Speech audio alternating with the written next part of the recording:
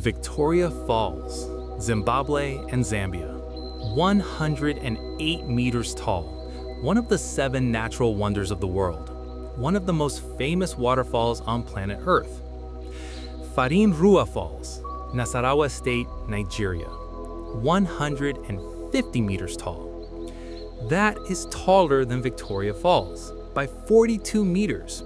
And when I arrived here, I was completely alone.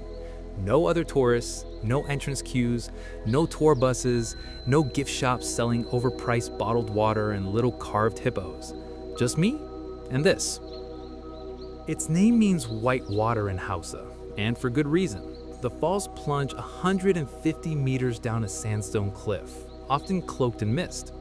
The falls appear in the distance to inhabitants like white smoke on the mountains. This is one of the most spectacular natural wonders in West Africa, and almost nobody comes here. And that is the story I need to tell you today. Welcome to Vogue Central TV, where every week we find the Nigeria that the world has been sleeping on. Today, Nasarawa State, Farin Ruwa Falls, a waterfall taller than Victoria Falls that you have almost certainly never heard of. Let's go. Farin Ruwa Waterfall is located in Wamba local government area of Nasarawa State, one of Nigeria's north-central states that sits between the Middle Belt and the Jos Plateau. Its source originates from the Plateau Escarpment. The name Farin Ruwa comes from the Hausa language and translates directly to white water. When you stand far away and look toward the falls, the cascade appears as white smoke rising from the mountain, which is where the name came from, and which is exactly what it looks like. Despite the grandeur of the falls, development is minimal, so Farin Ruwa is usually quiet even during rainy season. Now, here is the part of this conversation that I want to sit with for a moment, because it is both extraordinary and slightly heartbreaking. Victoria Falls generates hundreds of millions of dollars in tourism revenue for Zambia and Zimbabwe every year. It is a global brand. Its image is on currencies, passports, and the bucket lists of millions of people across the world. It has been UNESCO protected since 1989. Farin Ruwa is taller, and it generates almost nothing because almost nobody knows it exists. That is not a natural law. That is a story problem, and stories can be changed. The journey to Farin Ruwa is not for the faint of spirit, but it is absolutely for anyone who wants to experience something completely unmediated by tourism infrastructure. From Abuja, which is your most practical starting point, the drive to the Wamba area of Nasarawa State takes approximately 3 to 4 hours, depending on road conditions and whether you make the mistake I made of not buying enough water before leaving the city. I will say this for the drive. The landscape of north-central Nigeria is genuinely beautiful. Rolling hills, red laterite soil, farms threading between forests, the kind of landscape that makes you understand why people have been living here for thousands of years, because the land is generous to those who know how to work with it. As you get closer to the falls, you hire a local guide.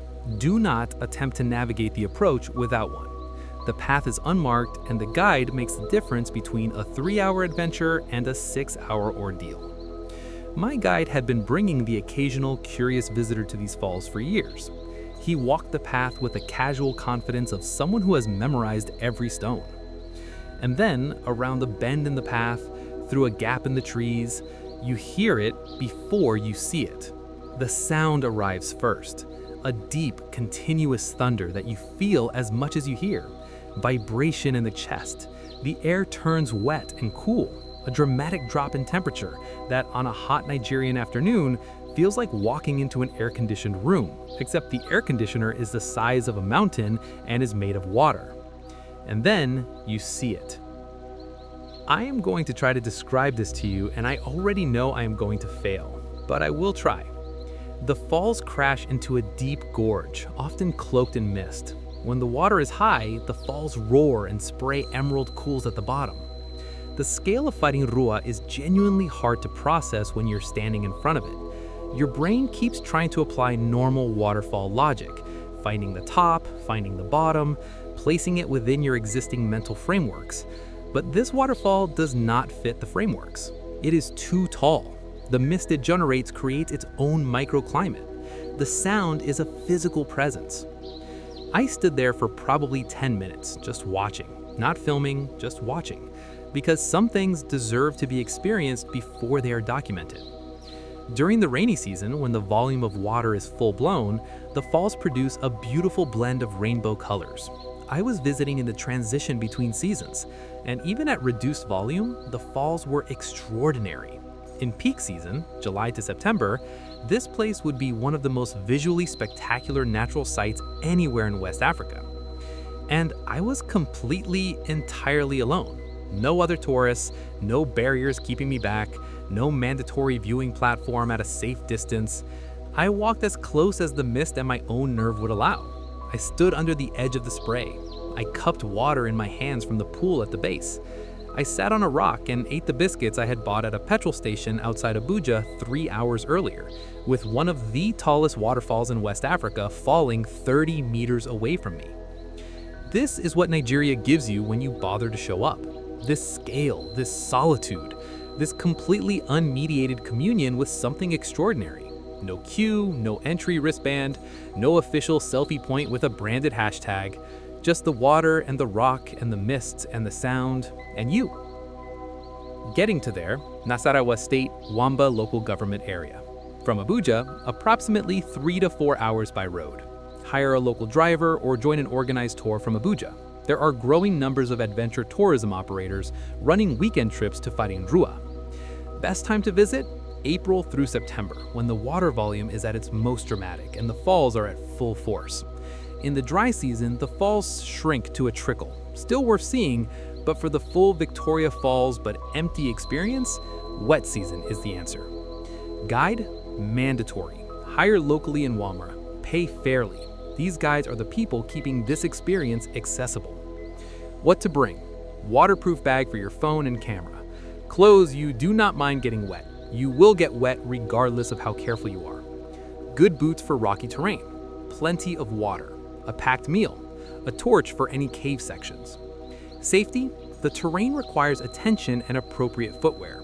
Wet rocks near active waterfalls are slippery. Stay within the safe zones your guide recommends. This is not a place to be reckless, but it is absolutely a place to be brave. I came to Farin Ruwa looking for a waterfall. I found something bigger than that. I found the clearest possible proof that Nigeria doesn't need anyone's permission to be extraordinary. It has been extraordinary for millions of years. The water has been falling for millions of years. The rock has been standing for millions of years.